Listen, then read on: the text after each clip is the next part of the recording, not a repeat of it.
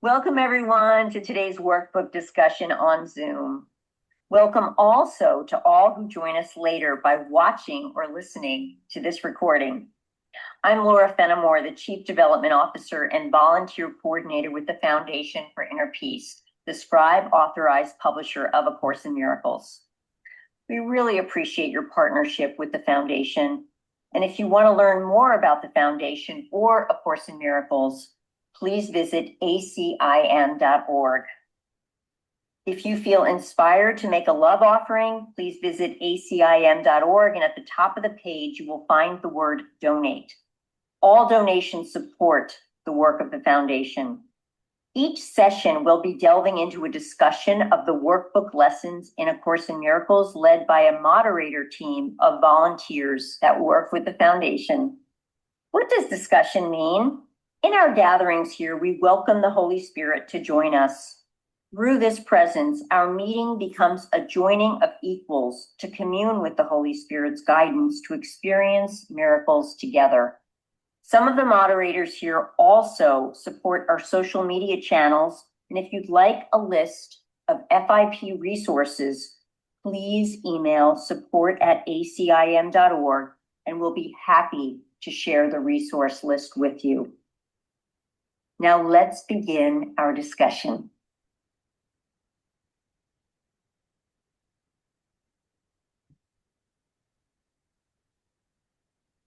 Okay, thank you, Johanna, for sharing the guidelines.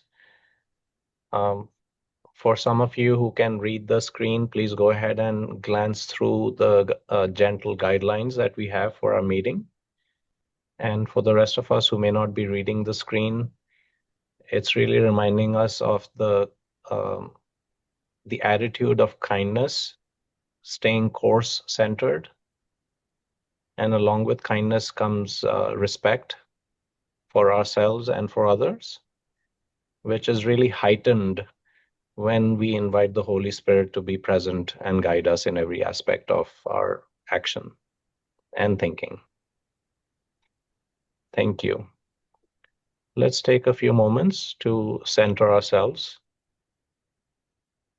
You know, this lesson that we are focused on, lesson 135, if I defend myself, I am attacked, references the body quite a bit and the appropriate place the body has in our experience. And so when we talk about centering, it reminds me of the fact that we've been asked to use the body as a communication device. And as a communication device, it has its perfect purpose. So the body can be a major aid in us centering. What does centering mean? It's really helping us find ourselves where we already are. And how can the body aid? If we just pay gentle attention to our breathing and the fact that we seem to reside in this body, and that the body is sitting on a piece of furniture with our legs and arms touching something, that's an amazing somatic way of centering and arriving where we already are. So if you were closing your eyes, you may gently open them now and acknowledge the lights that appear in front of you in the form of these illusory boxes. That's what we've been called to do, is to acknowledge the light within us and the lights in front of us, because then together we'll be gently guided back home where we are told we already are as well. So I'm going to share the screen briefly to quickly summarize what we've read about lesson 135 and discussed already. So as you can see, once again, if I defend myself, I'm attacked. So in the first few paragraphs, we are really starting to talk about what it means to defend, what it means to be myself, and what it means to attack. So, in a summary, when we think that we are this body, we are obliged to defend it. So that's error number one. And when we defend it in any way, such as planning for it, such as using magic of different sorts, even though those are oftentimes essential, we are basically admitting that I am this body because I'm defending it. And in admitting that and acting in its defense, we are attacking reality. So we can come back and discuss some of those concepts, but that's a brief summary. And if we glance through paragraph number 7, it says the body is in no need of defense. This cannot be too often emphasized. And then here's the promise, which is quite amazing. It comes up later as well. It'll be strong and healthy if the mind does not abuse it by assigning it roles it cannot fill, to purposes beyond its scope, and to exalted aims which it cannot accomplish. And so, how do we get to that point? We get to that point by thinking we are the body and we have to do everything in our control regarding our life, regarding the lives of people we see around us, and the world that we see and experience itself.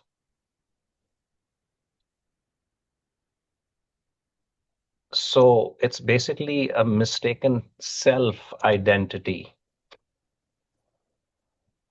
And so while the body has its place, it's a serviceable instrument. When we leave it as such and don't actively plan and defend it, plan for it and defend it, we achieve good bodily health and the experience of a happy dream. That's the promise.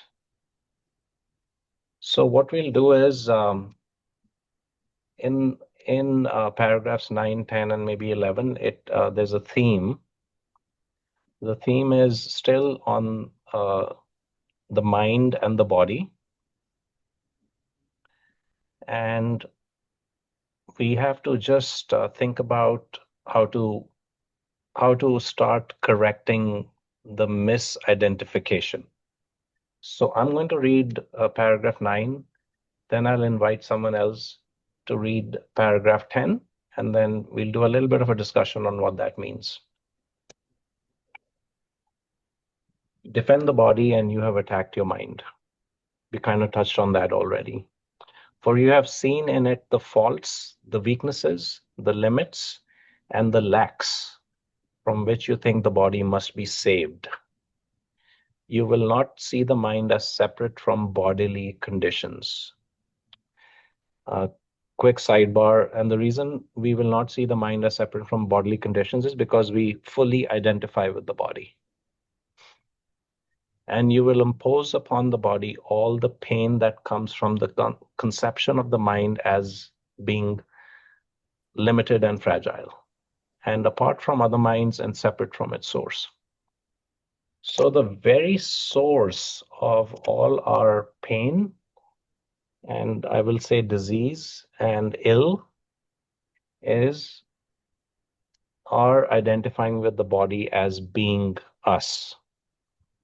And because of that, we push all the pain onto the body while we are fully collaborating with the ego mind. I would like Johanna to please read us paragraph 10 next. All right, 10. These are the thoughts in need of healing, and the body will respond with health when they have been corrected and replaced with truth. This is the body's only real defense. Yet is this where you look for its defense? You offer it protection of a kind from which it gains no benefit at all, but merely adds to your distress of mind. You do not heal, but merely take away the hope of healing, for you fail to see where hope must lie if it be meaningful. Johanna, you want to comment on this? In particular, what do you think it means when it says this is the body's only real defense? And then towards the end, it says you do not heal, but merely take away the hope of healing, for you fail to see where hope must lie if it is to be meaningful. So that is 3 questions in one. That's a bit much for my limited mind. That's fine. Anyway, Do the best what I you can. what I It's was thinking. actually and in my opinion, it's the same answer, but just do the best you Yeah, can, and we'll I will. invite him. I'll do the best I can. I think it has to do with the misidentification with the body. And the healing is in knowing that we are mind and that minds are connected and that we are one in God. That's where the healing lies. And as long as I keep focusing on the body, I misinterpret what healing will bring.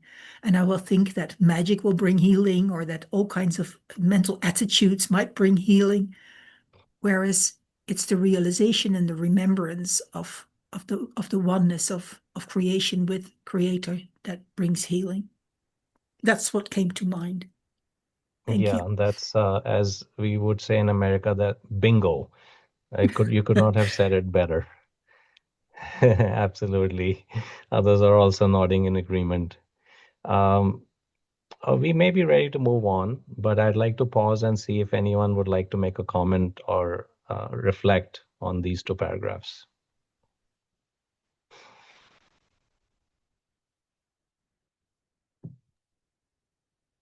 Okay, Philip, please go ahead. Well, just real quick. Okay, the circle of fear lies just above the guilt, which holds the circle of fear in place. So the circle of fear in our mind is our identification with the body. We're totally identified with it until we're not.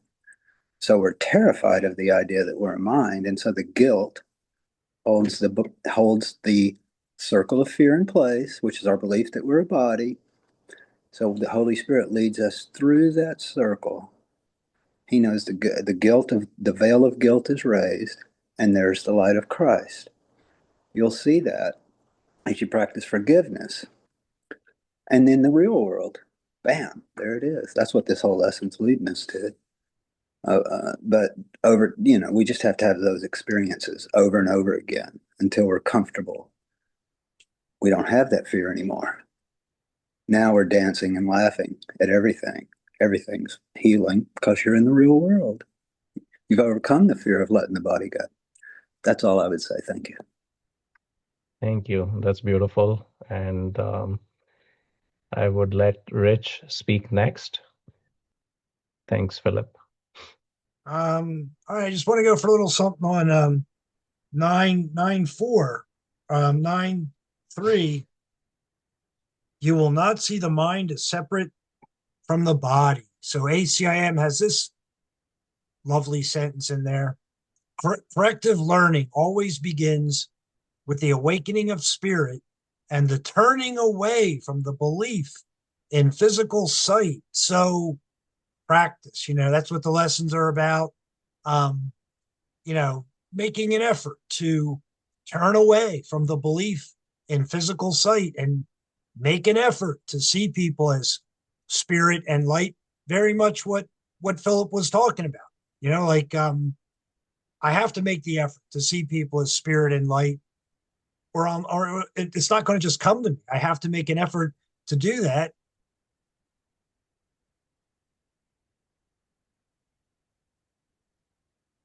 Mm-hmm. Thank you. Thank you so much. Peter?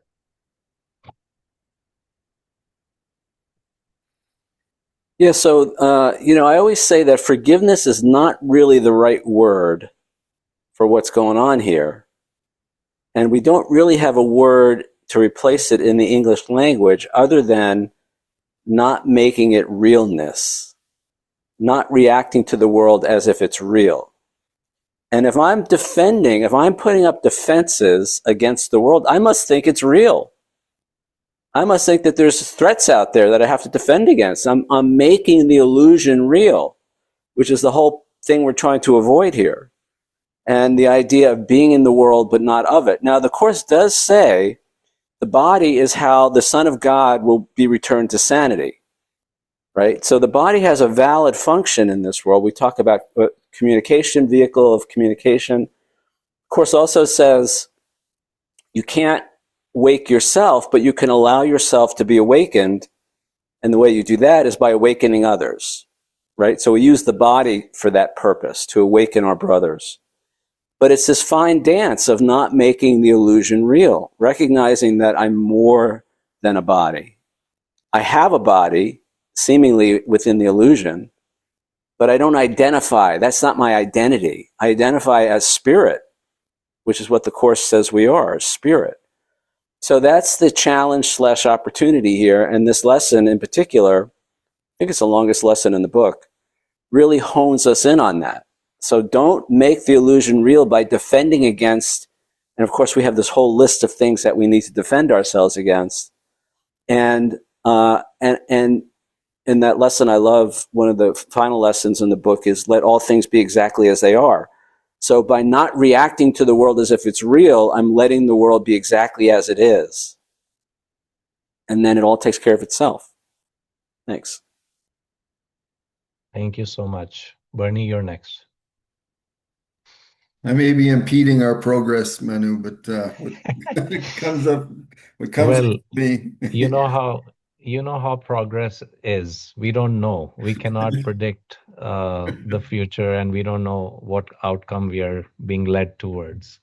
So thank you for helping us achieve perfection. Well, thank you. So the line that comes up for me, this is in paragraph 12. You offered protection of a kind from which it gains no benefit at all, but merely adds your distress of mind.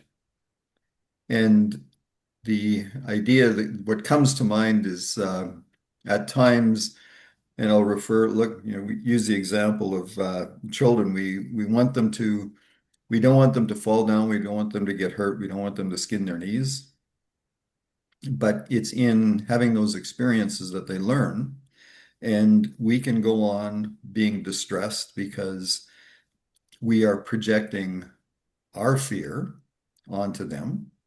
And in the same token, then there's the distress of mind that they pick up on, which can prevent them from actually connecting with the experiences they need to have so they can move forward and be an example of others to how to overcome whatever challenges they may find in their bodies.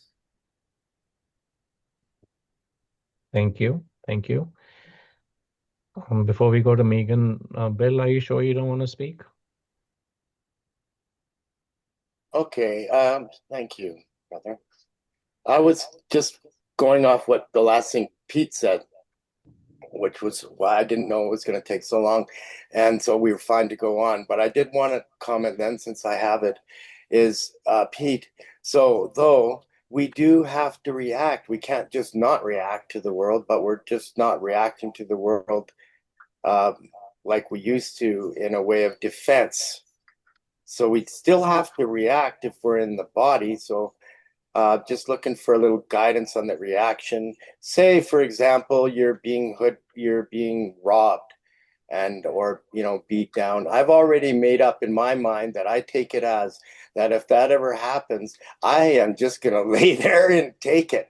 And I can really see how, if I'm just like, give me that first slap just so I can turn the second cheek, or give me that first stab so I can just raise my arms and take the rest. You know what I mean? I'm preparing my mind for that. I think that that's what we're supposed to kind of do, really. Like, do not defend the body in any way, shape, or form. I was trained to shape my body, train my body. I trained it. I was a martial artist, black belt, Muay Thai kickboxer. I felt that I was perfectly protected by my own self. And now in the end, wow, and I'm glad because it's too late because I really couldn't use it like I had it now at 55, you know. I couldn't use it like I had it when I was 40 and before, where I was really protected in this body that he gave me and trained it. Yeah. So now I can. So, And guess what? I don't need to. I just lay there and take it. That's it, right? Bill, That is what is it. I have a question for you. Yes. A quick comment first. I do see you twice. It's almost like you're logged in from two I different was because devices. I couldn't get my computer on. And then you see Donna Marie, who's always been there for most of the last meetings over the few months. So I just thought, well, since I got now it working, I just turned the camera. It was that easy. So that's Donna Marie. That's Manuel's caregiver when I was in the Caribbean. Okay. Thank you. So my question for you is, and this is a really important conversation, how do we show up? Like, obviously in the Bible and Christ, Jesus Christ tells us very clearly to offer the other cheek and to forgive 70 times 7, etc. It's all making sense. But what if somebody was attacking your relative or your spouse or your child? How would you then behave? That is the question. These are the questions, my brother. These are the questions I would like to see answered. How would I behave? I am sure that my body would stop it before it would get to that. It would move me. I've seen it move me before. And so it would, I'm sure, but if it doesn't move me, then I'm just going to have to sit there as a witness and know it's not real and it's just a joke happening. And I see that cut and that hurt. And yeah, I guess I would have to if that's what I was presented with. But I really don't believe that the Father will present me with that.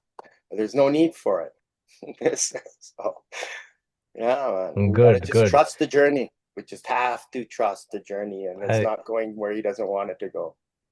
okay, good. I like that response. I have many things to say, but also then why would you expect even your body to be attacked in any way by someone else? I Quote wouldn't unquote, expect that. someone. Never would expect that. Never Okay, would I. very good. Yeah. Okay, let's see if somebody else would like to weigh in on that question. Lay down Peter and take it.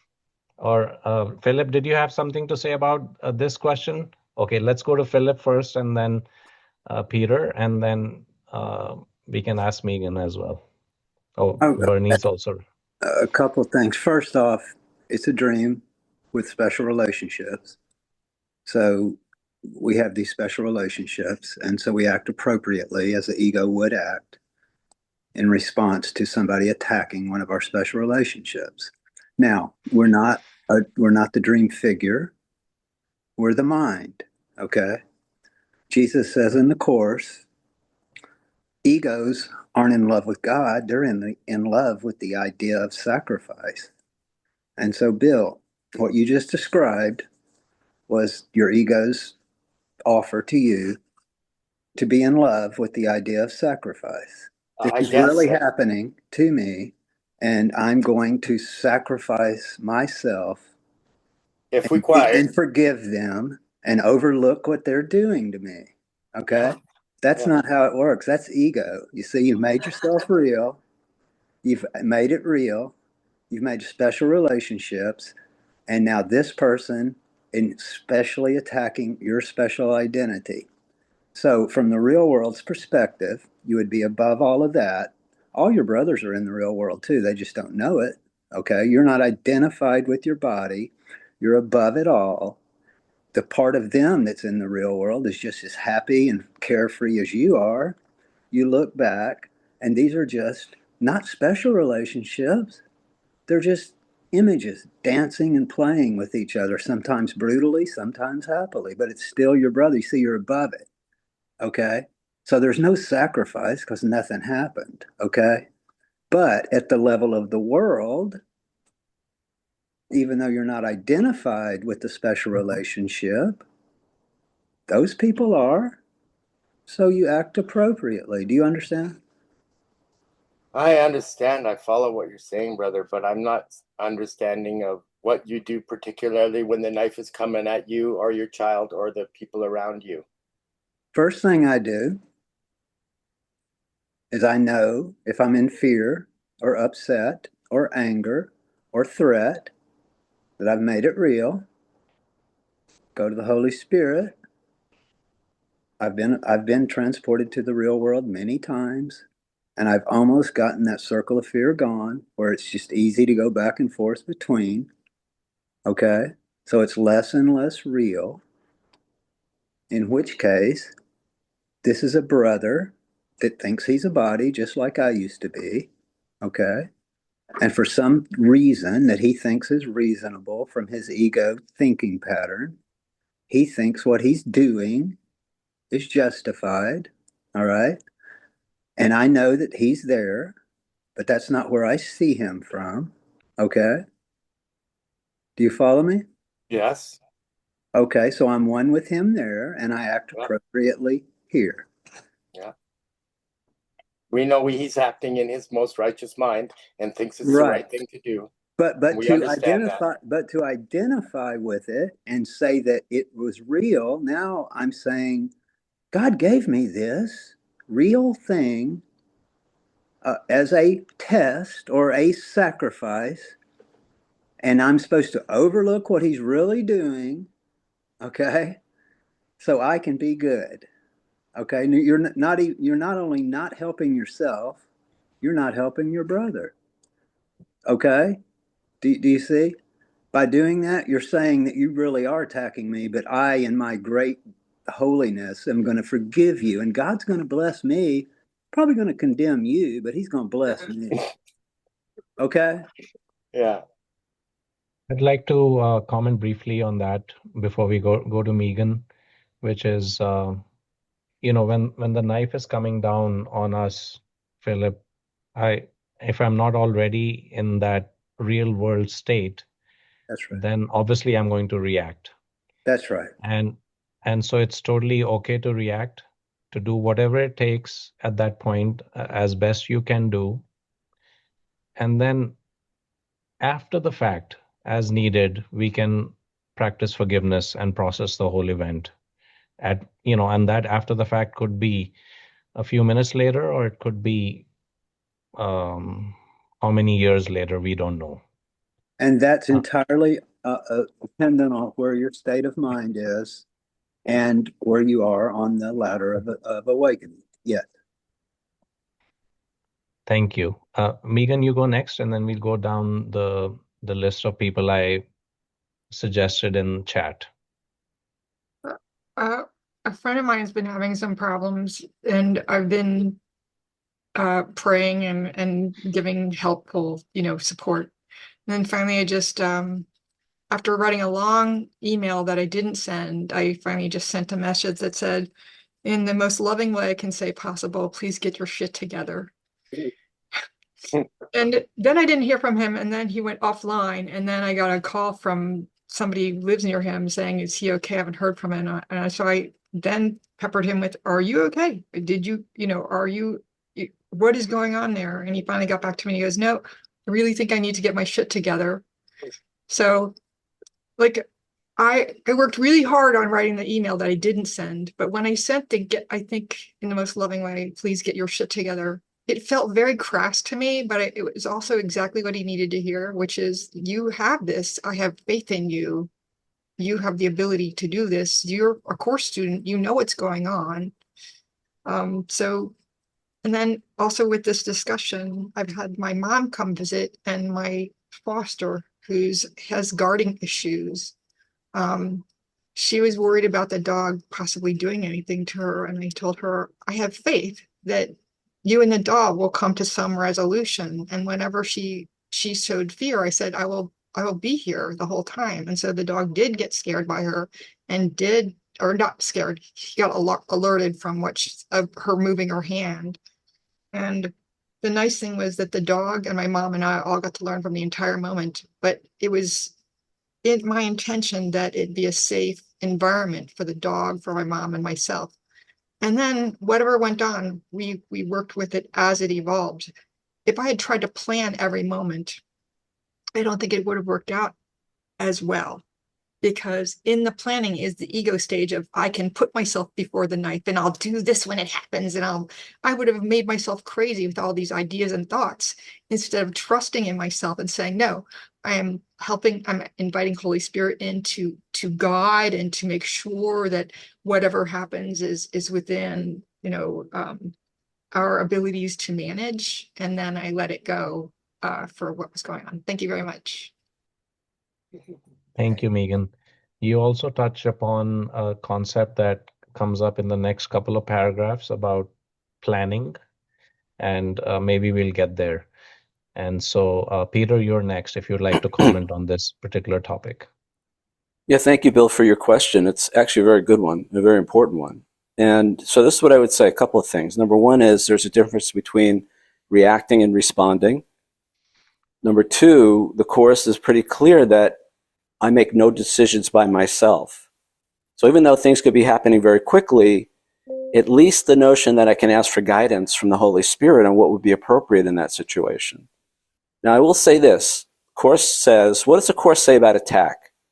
The Course says all attacks are a call for, do you know? Oh, for love. Call for love. Okay? So love is never passive. Love is never a doormat. Love is never just do what, just stab me. So perhaps in that situation, especially you seem to have special skill, martial arts skill, maybe you disarm that person. And then you sit down with that person and find out what's really going on with them. Right? Why would somebody, nobody in their right mind would attack a brother. Now, correct me if I'm wrong, somebody, but I think it was Ken Wapnick, when he was living in New York City, somebody broke into his apartment and with the intent to steal and do whatever else.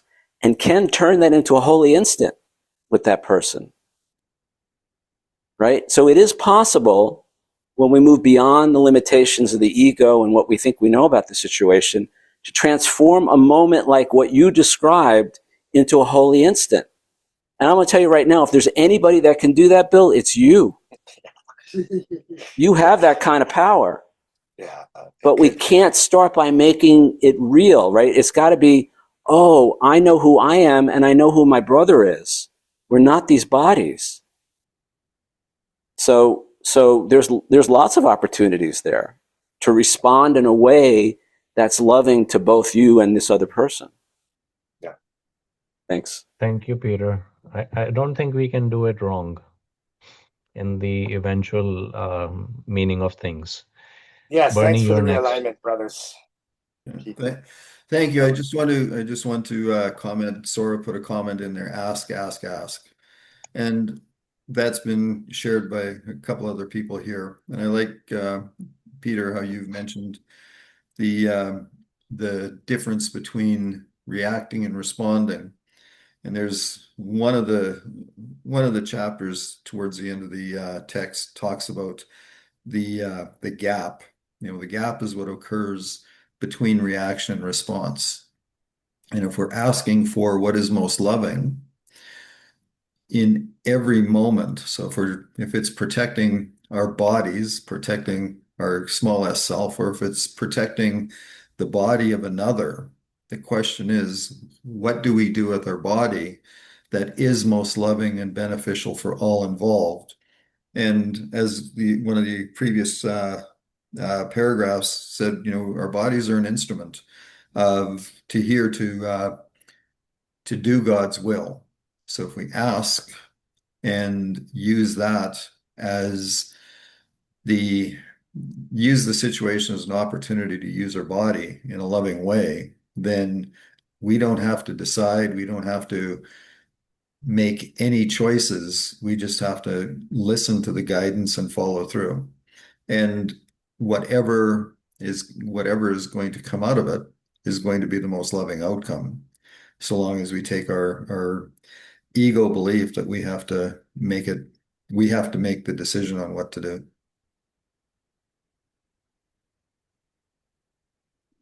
Thank you. Thanks, Bernie. Rich, I'm going to invite you next, and then once you're done commenting, okay, looks like Uma wants to make a comment as well, so we'll go to Uma after that. Rich, you're up next. All right, so there's two topics for me, but I definitely appreciate Peter putting that sentence in the book about the body in the chat. The body is the means by which God's Son returns to Saturn, because it's never about denial of the physical. It's just a proper approach to what's going on in terms of the mind. So the body, its abilities can be and frequently are over-evaluated. That needs to be taken seriously. The body's abilities can be and frequently are over-evaluated. I mean, the book, as far as everything about the body in this book, the strength the body has will always be enough to serve all truly useful purposes in terms of peace, joy, a joy too deep to comprehend, a love so profound cannot be understood, a happy lightheartedness every moment without exception. So that's what it's all about in terms of, mind, body, everything. I just, the body's usefulness remains and nothing more in terms of everything ACIM is saying about the subject. But I want to go for something about questioning, just because it's covered in this book. I mean, the ego asks an endless number of questions. It's right here in ACIM.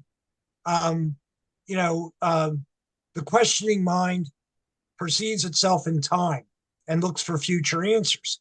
So if I'm not fully in the God mind, I'm in time and I'm looking for future answers. But I love this, the Holy Spirit never questions. The certain are perfectly calm. They are not in doubt. They do not raise questions because nothing questionable enters their minds. So keep that in mind when you're raising questions. Thank you. Thank you. Very, very helpful to me for sure. Uma, you're next.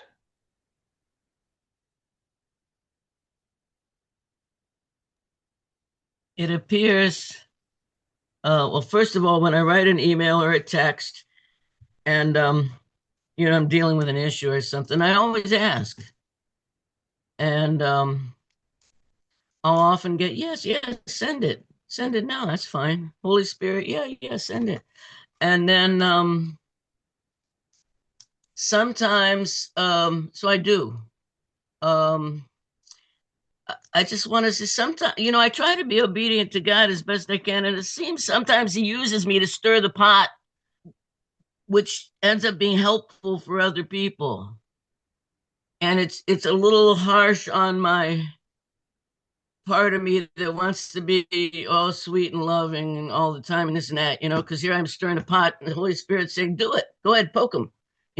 Like she said, get your shit together as lovingly as she can. So I'm going like, is that loving enough? I'm telling them to get their shit together, So I just want to say that can happen. Thank you. Thank you. Thank you. Very, very good. Okay. I would like to invite Andrew to read us some of these, maybe the next couple of paragraphs. Let me start sharing. Andrew, if you can read us 11 and 12, please. Certainly. A healed mind does not plan. It carries out the plans that it receives through listening to wisdom that is not its own. It waits until it has been taught what should be done, then proceeds to do it. It does not depend upon itself for anything except its adequacy to fulfill the plans assigned to it. It is secure in certainty that obstacles cannot impede its progress to accomplishment of any goal that serves the greater plan established for the good of everyone. A healed mind is relieved of the belief that it must plan, although it cannot know the outcome which is best, the means by which it is achieved, or how to recognize the problem that the plan is made to solve. It must misuse the body in its plans until it recognizes this is so. But when it has accepted this as true, then it is healed and lets the body go. So, Andrew, I'd like to maybe say a few words about these two paragraphs. I'll say this, that I had misinterpreted some of this for a long time until I think I understood it otherwise. So this also might make for a good discussion. Andrew, what are your thoughts on what these two paragraphs are trying to say?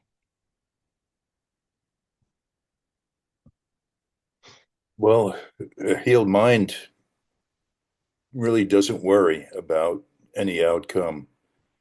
It hears a plan or it follows instructions that it receives through listening to wisdom. But it doesn't depend on itself for anything. It seems certain that obstacles cannot impede its progress. But then the part where it lets the body go, when it has accepted this as true, then it is healed and lets the body go. I imagine that, and I could be wrong, that that is sort of the end of the body for that person who reaches that state of certainty. That's my take. Thank you. Thank you. Very helpful. Thank you. Philip?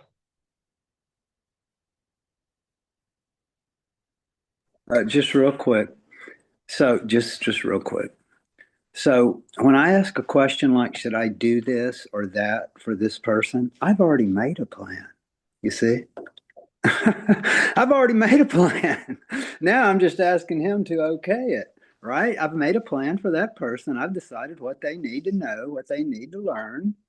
Now I'm asking the Holy Spirit if it's okay to go through with my plan to let them know what they need to know. And that's all I'm asking for there is a co-signing of my plan.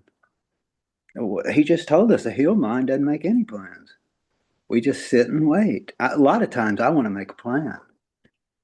And it's always best just to, most of the time the Holy Spirit doesn't tell me anything. just be still. And if I've got a question like that, I'm usually making a plan. Okay, thank you.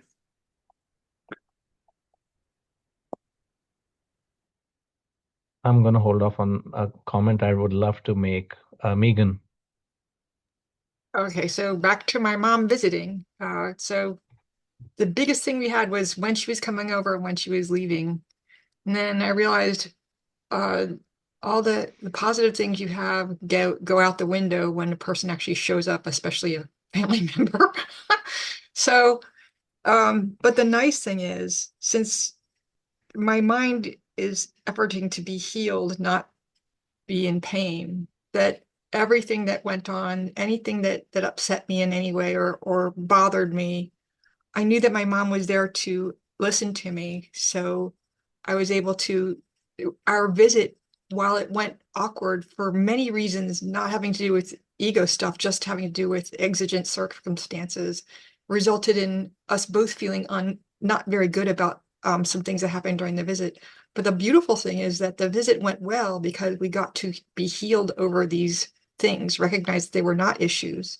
They were not the body. They did not dispel any love between us, and it helped us grow closer to each other. So I thought, isn't it wonderful to see a visit that was cobbled together, shortly planned, and then ended in a fantastical way. And then actually go, well, but the beautiful thing is what happened because of the visit and after the visit. And if it hadn't happened, that closeness and those barriers to love that we were holding up would not have dropped, and would not have gotten that closer. And so I always love, was it taking whatever, I never know what is going to happen, but it is always for my good. Thank you. Thank you. Beautiful. Rich?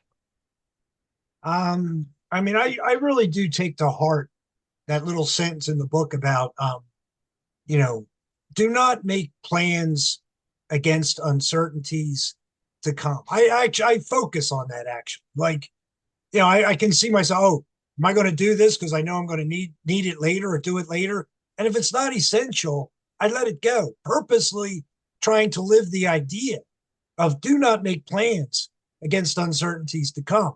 This is important for what real spiritual growth is. But of course, I really like, 12:3. Let the body go. I mean, there could not be more in this book about, like the book does not deny the physical. The body is simply properly perceived in terms of real spiritual living. But then it goes on to say, above all these other things, peace, joy, love, above all this, the lack of awareness of your physical body. The book is always using the word body for a reason. You're a spirit and light. You're not a body. It just constantly says this. I mean, when I'm looking at a sudden unawareness of the body. So for real, I mean, this is all about knowing, seeing, practicing, seeing people as light and spirit. There's a sentence that says, turn away from the belief in physical sight. But if I don't practice this, it's not going to happen.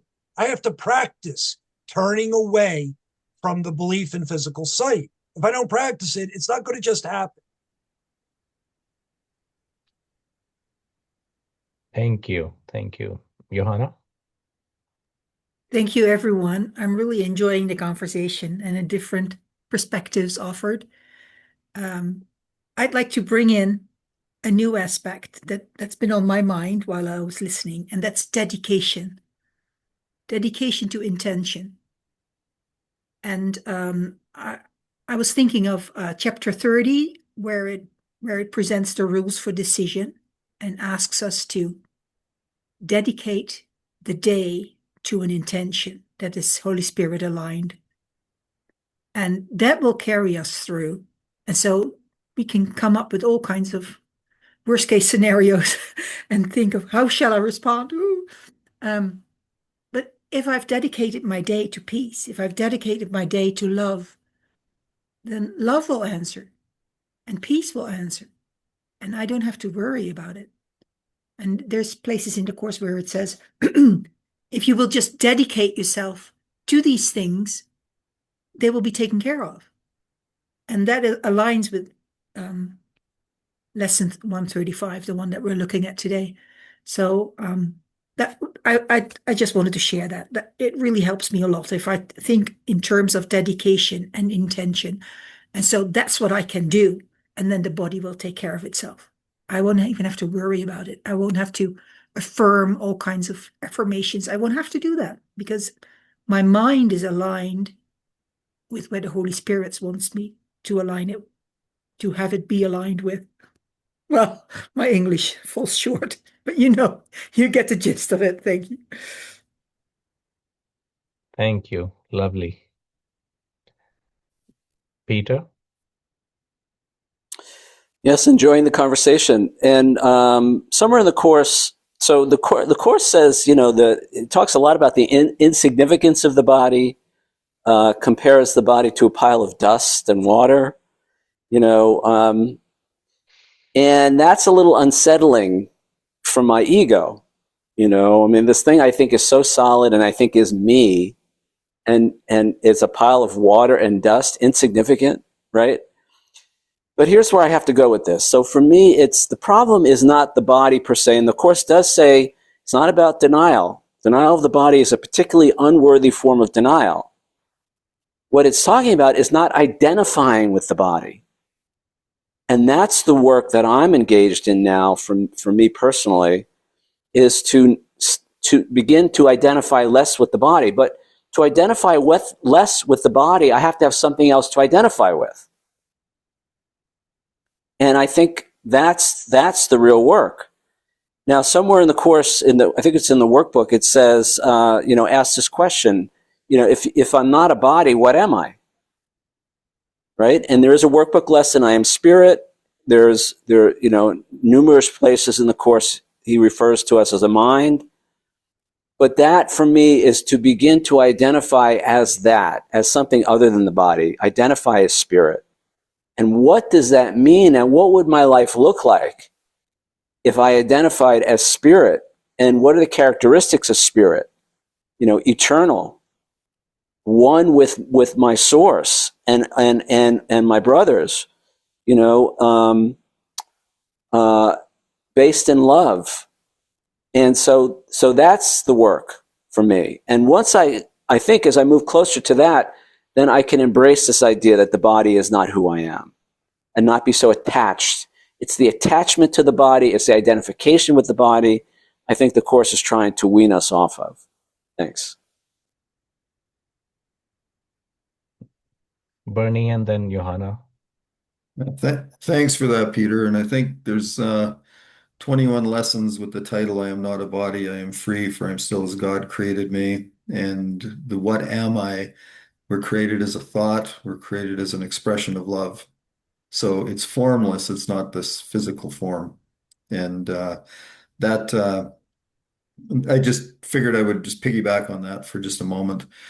The thing that comes up, and Sora also made a comment about now, and around the theme of planning, is we will base our plans on what's happened in the past and project what's happened in the past onto the future, and we miss being in the now, where we actually receive the message of what's most loving in any given moment. Indeed. Thank you. Johanna? Yes, very much so. Thank you. I'd like to go back to what Peter said. So how do you identify with the body? It's so difficult because the question itself makes you focus on the body. And what helps me in that respect is to ask the question, what is it for? The Course tells us to, with everything in the world, ask yourself, what is it for? And there's only one answer: the salvation of the world, the healing of and another way to say the same thing is the healing of the mind of the Son. And so what is a knife that's coming at me? What is it for? For the healing of the Son. What is a difficult situation for? A relationship, trouble in a relationship. What is it for? For the healing of the Son of God.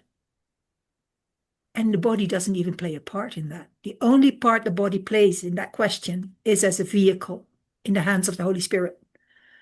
And so I don't have to answer all the questions. How do I disidentify with the body? I can't disidentify with the body. The only thing, what you actually said, Peter, was to focus on the alternative. That's the only thing that'll help. Yeah. Anyway, just thought I'd share that. Thank you. Thank you. I'll take this opportunity to close this hour with a couple of comments and a little, maybe a few seconds of centering as well. So, how many of us don't actually plan?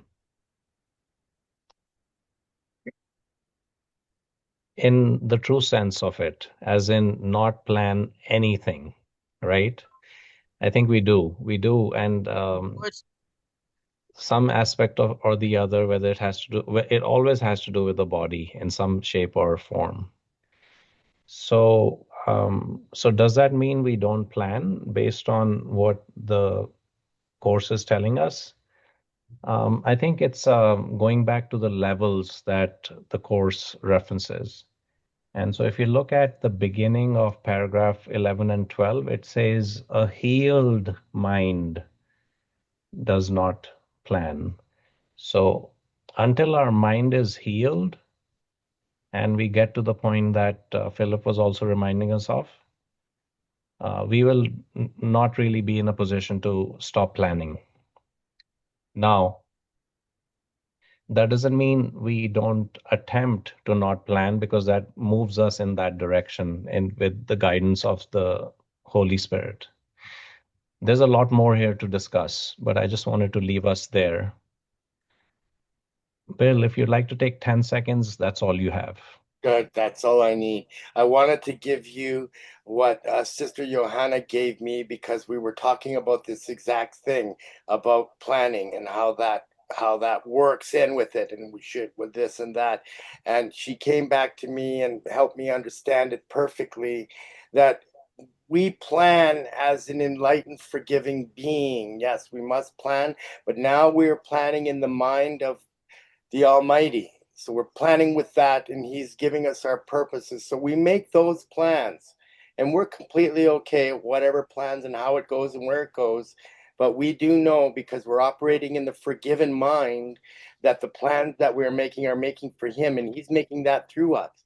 So we still go on with making plans, and we're not throwing ego on it with what we're doing if we're coming from our ego plans. And then we do that. Yeah, so I was just wanted to bring that to light, because Sister Johanna really enlightened me on that one. Yeah. And Sharon, Thank you. of course, Thank too, you. with Sharon who sparked it. Yes. It's a work in progress, and Andrew mentioned it as well. Once we are totally healed, we may discover that we are not lingering on this plane of existence. And so let's take just a few more seconds. Utilize the amazing tool that we have in the form of this body. Just feel the different parts of the body that are comfortable. Anchor into the breath once again. And we don't need to disidentify from the body. We just need to fall back into the beingness, the awareness that we already are. Thank you.